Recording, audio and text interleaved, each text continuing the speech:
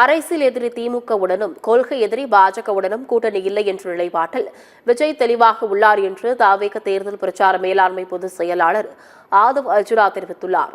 சென்னையில் செய்தியாளர்களிடம் பேசிய அவர், பாஜகவுடன் இருப்பதால் அதிமுகவுடனும் தவேக கூட்டணி அமைக்காது என்று கூறியுள்ளார்.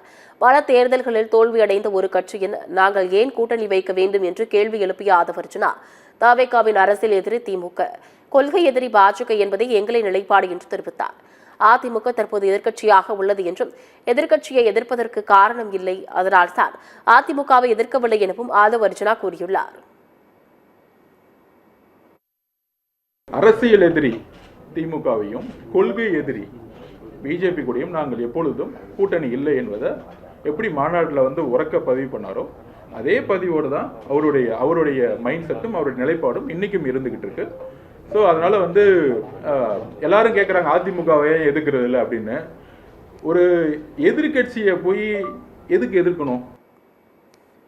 அதிமுக பற்றி பேச ஆதவ் அர்ஜுனாவிற்கு அருகதை இல்லை என்று அதிமுக ஐடி பிரிவு பதிலடி கொடுத்துள்ளது.